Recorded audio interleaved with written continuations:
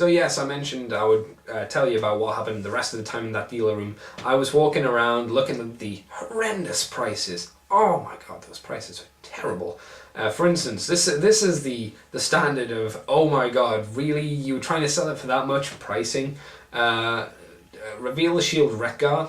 I know he's not meant to be easy to find in America, or he supposedly isn't very easy to find, but they were selling, and this guy had a lot of Wreck Guards. He had a lot of them, and he was selling them for about $40 each. That's probably around the £30 mark, somewhere in the high 30s. I was like, oh god, really? I really hope he didn't sell any of them. I really hope people avoided them like the plague on the basis that there was so much money that they could have been spending elsewhere. Generally across the board there was some really, really high priced stuff. Higher than perhaps it should have been. The G1 stuff was obviously going to be high, so I didn't get any of that. I basically did all my shopping on the last day. But walking around that dealer room, I was only there for a couple of hours, and time flew by. It vanished in an instant. As soon as I was in, they rang the bell and said it's time for everybody to go, the dealer room's closing up. I was like, but I've only just got, oh my god, like, time has flown by. Oh crap. What are you gonna do?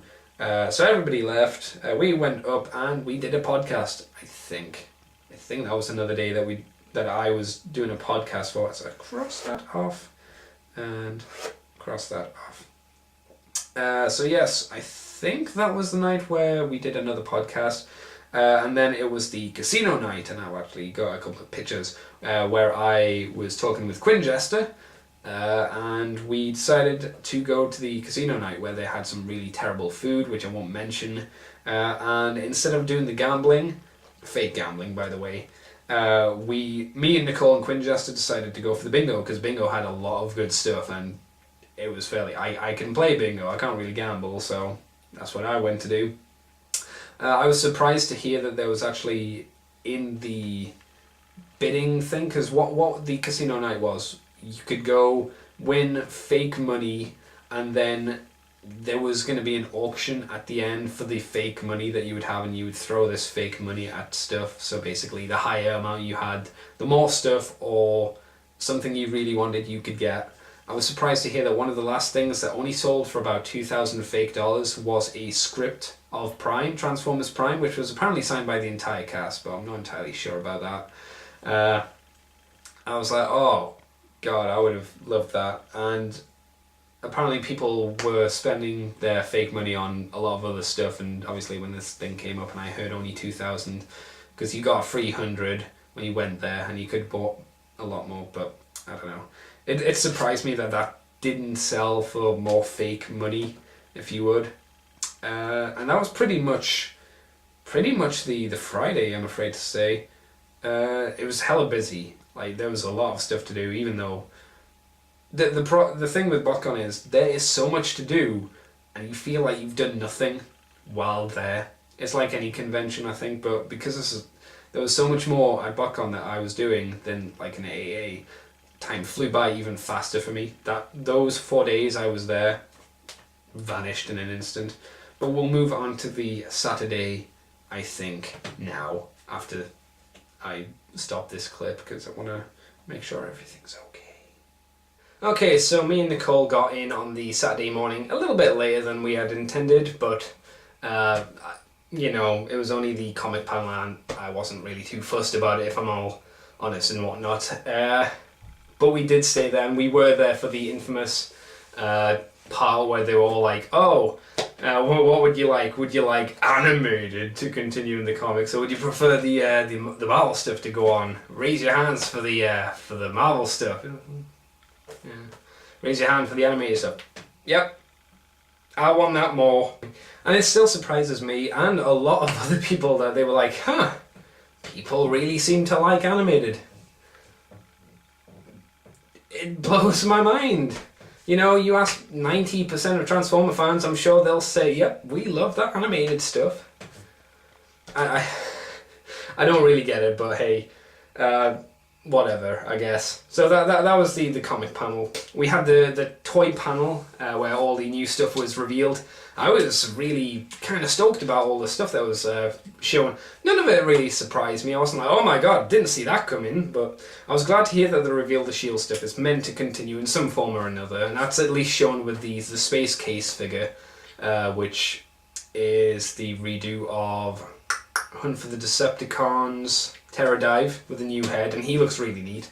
But I've got some footage of that later on in the video, I'm sure. So in some way or another, apparently it will go on, and I'm sure we'll see a proper, or at least America will see a proper release of the Wind Charger, so that made me happy because I still don't have one, and I'm not going to spend more than I have to for it, if I'm honest. So what else? Oh, all of the Prime stuff looks really good. I think all those toys, that toy line to me looks like the next animated toy line. Like, it's super accurate to what is represented in the show. Somehow they've managed to get a very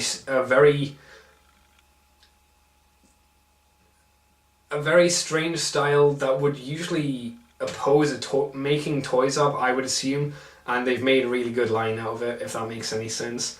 We saw they seem to be continuing with this whole Legion thing, which is the Cyberverse stuff, which are the Legends figures, essentially. They're continuing that on into Prime, and they're doing a Wheeljack, and they're doing a little Jeffrey Combs. We got to see a deluxe version of a Jeffrey Combs.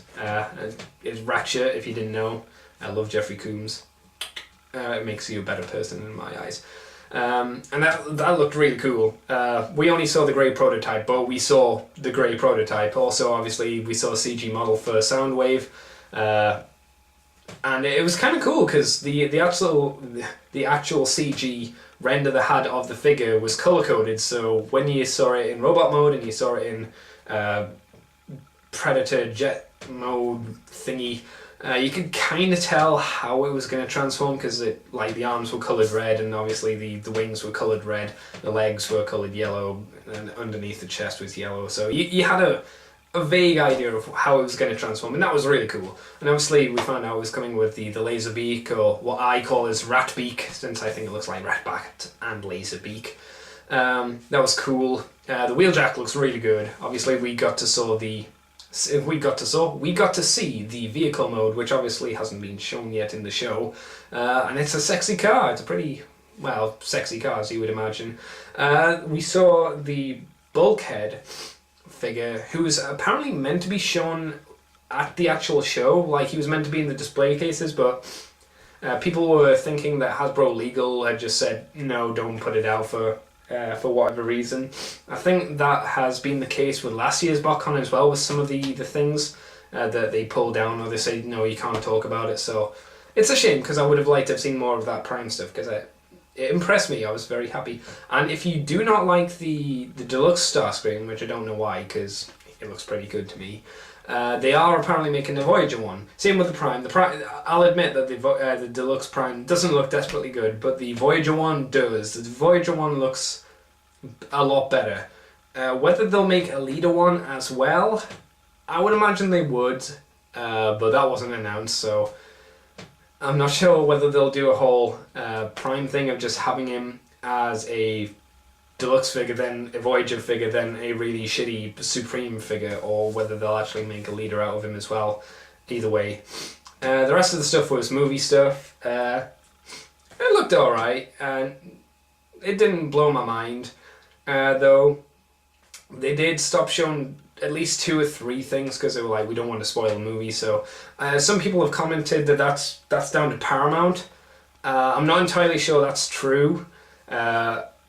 It might be, but I would be surprised if Paramount has that pull, since it's a Hasbro license. I could be wrong. I don't know how the legal issues are working out between Paramount and Hasbro, but I think people are jumping to conclusions when they say, oh, it's down to Paramount, say, no, you can't do that, Hasbro. Because it's Hasbro's toy license, and they did it with Revenge of the Fallen, and I'm sure they did it with the first movie, so why would they care about now?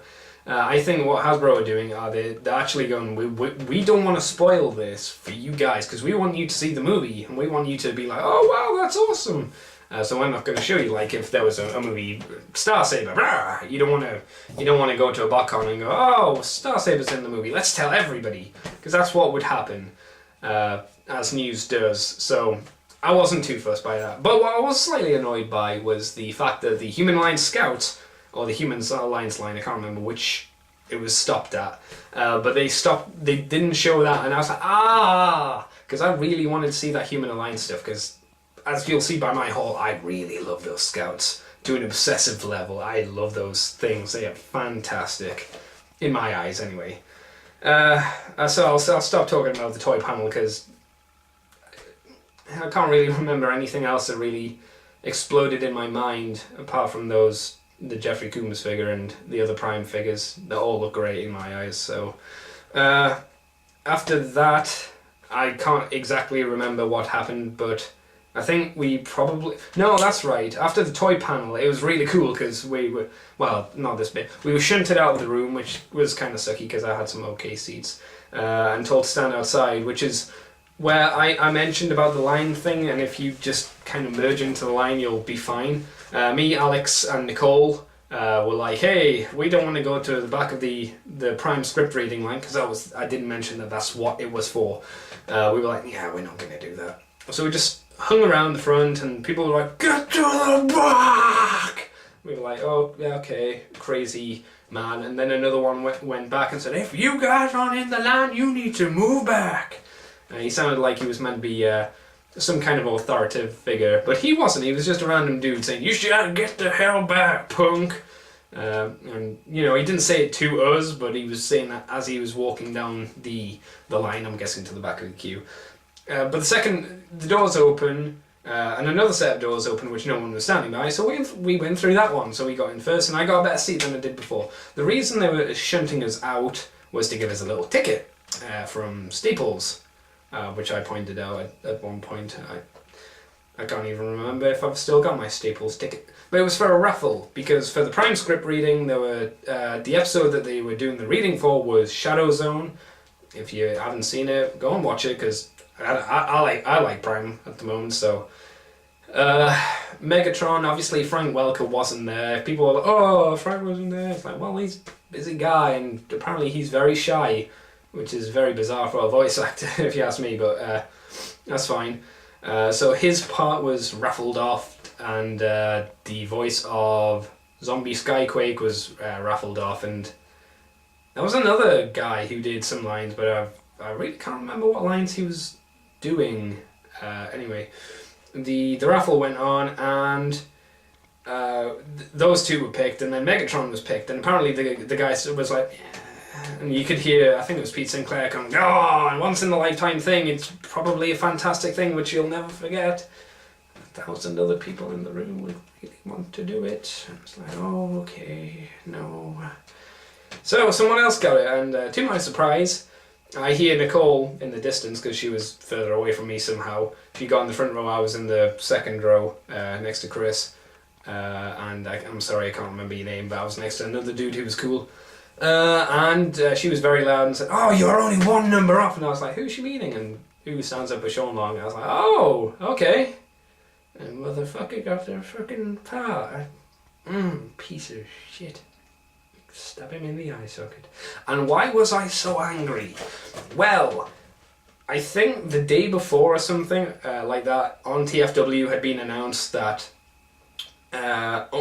they'd announced specific voice members, like all three kids were going to be there, Peter Cullen was going to be there, Steve Blum was going to be there, and I think the only other one was Kevin Michael Richards was going to be there, and they were. And then two other chairs, Marky Post was going to be there as well. Two other chairs were there, which I think it was Nicole pointed out to me later on that she'd noticed. I hadn't noticed because I'm simple. Simple Andy, can't count. I can. Don't worry about that. So, who comes in but those cast members? And we also got, who else was the surprise? Oh, Ernie Hudson. Ernie Hudson, the Ghostbuster. That guy is ripped. He's big man, Ernie Hudson. It kind of shocked me. And who else? That's right, people. Jeffrey fucking Combs. I love that man. I love that man. I was extremely, extremely happy. I don't scream like a fangirl. You know who you are. I don't go... But I was... apparently, I got a huge smile on my face. I'm not really a big person of emotion, but apparently I was like... Probably not like... Probably more like... That looks really creepy, actually, looking in the monitor, but I'm hoping it didn't come across as me looking hella creepy. And Jeffrey was dressed up in a fantastic grey suit, and he had his little moustache on, and he was the only one in the suit as well. Didn't have a tie, but he had the whole... He looked very smart, and I was like, oh, that's pretty neat. That's freaking Jeffrey Combs. I'm gonna get to hear Jeffrey talk. I'm gonna get to hear Herbert West do his Ratchet and stuff. Whew. Wow, that was really cool. Apparently, everyone who was doing the Prime panel at the time was doing it on their own time for free. I was like, that's really cool. I had previously gone, oh, why are they only here for like only an hour and that's it? But if that's the reason, I totally get it, because why would they keep coming back? Because they're voice actors. They are probably busy doing other voices and other work as well, so... You know, I'm not going to get on the grill and go, oh, you weren't here for me to get a signing session. Slightly like that, if I'm honest. I was like, oh, man. So they did their script reading, and it was great. They had quite a few Ghostbuster jokes in there, because Ernie was there, which was fun. Like, don't cross the streams. Even Marky Post was standing in for RC's voice actress, who obviously wasn't there, because I'm sure she was busy. And she was actually a pretty good RC. I was surprised. And even her and Ernie Hudson had a little special bit which wasn't in the show, which was him phoning up and trying to find where Jack was because he was in the Shadow Realm, and Marky Post being like, who the hell is this, blah blah blah blah blah, secret agents, blah blah blah blah, blah. Funny ensues. So it was really fun script reading. I had a hella good time. Unfortunately, the signing session was straight after, and people had been queuing apparently for a long time. And from what I was told, at least, they had a cap of 100 people. I wasn't explained whether that was for just Peter Cullen or the rest of the cast as well. Either way, I was a little bit upset about it because I really wanted to see the cast members for that show. I was very, very unhappy that I wasn't able to. The only shining light in that darkness was the fact that apparently Jeffrey and Ernie, as soon as they finished the script reading, had gone. And I was like, well, that's fine. That makes me feel a little better, because I would have really been kicking myself. I was very unhappy that I didn't, thinking that I missed out the chance to go and see Jeffrey Combs. And, Ernie Hudson, Ghostbusters are hella cool. So it made it worse when I saw some people's videos and they've got these really cool character concept artworks which they were signing and handing to people for free, and I was like, oh, I love the character concept art, which I'll get onto later because I want to talk about the Prime making of area on the showroom floor. After that though, it was basically a choice. You could either maybe go and see the voice actors, which I didn't do because I heard about the 100 cap and I was like, oh, there's no point, I won't get in. Or you could basically sit down and watch episode 16, I think. Operation Breakdown. So we got to see that, 2-3 weeks before it was aired. And it was I really liked that episode a lot. I like me some robo-violence and gore, and that has a good amount of it. They had people's eyes being pulled out and whatnot. Pretty dark. Things are moving, with some people complaining, oh, nothing really happened. It's like, well, stuff's happening now. Everything was establishing character and stuff, so that's season 1 of a show. Surprise, surprise. Blow my mind away. The season 1 slow. People don't like season 1. That's what people said of animated. And then boom, everybody loves animated. So I've got the feeling that's going to probably happen with Prime as well. So, we watched that, and then we decided we need food, so we went for some food. Went for food.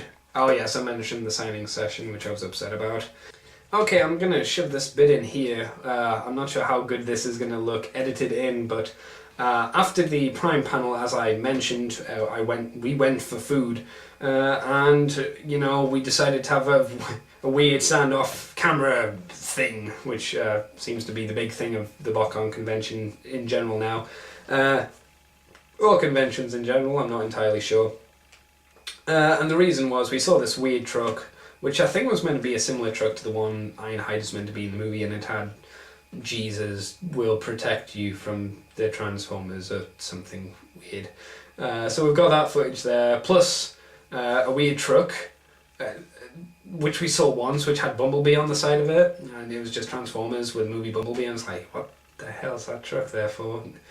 I didn't know what it was. If anybody knows why that truck went by, or what the hell it was for, you know, please let me know, because it kind of wigged everybody out. It was there. And I also thrown these shots of the custom cars that people had outside of the convention, which were all pretty cool. The Bumblebee was really awesome, and I tried to get the guy there to just give it to me, and he said no. I was like, well, that's a bit selfish, isn't it? Where's the charity? You know, whatever.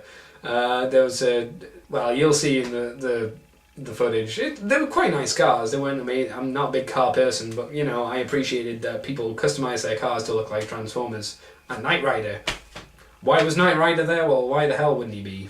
I guess that is the logic you can argue with. So, like I say, I apologise. It probably doesn't look great edited in. I've probably had to cut myself going at one point. So I'll probably jump back and go, you know, after this. But here is the clip of the cars and stuff. So here we go. So apparently, Jesus will transform our life. You know, Ironhide has that ability. I want to record it too now. How was it? You want to record it too? Yeah. Into ill personality evangelist with a big ass box of crap. And here's this dude. Camera mode. Yeah, I'm this dude. Uh-oh. Yeah, just Next this. hit showdown. What's up? Time for some masturbation. Oh man, masturbation. You know what I'm talking about, right? I know what you're talking about. Yeah, I know my last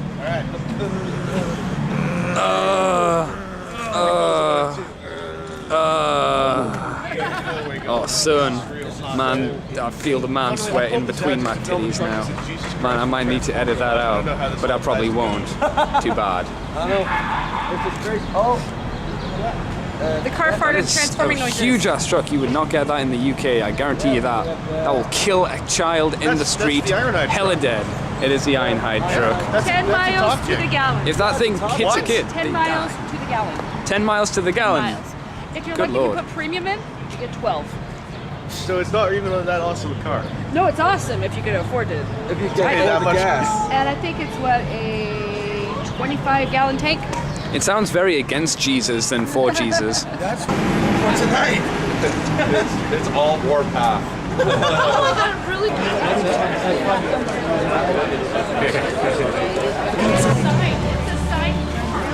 What happened? The other side is Vernon Wells. He was the voice in the video game. Nice. Is this yours? Whatsoever.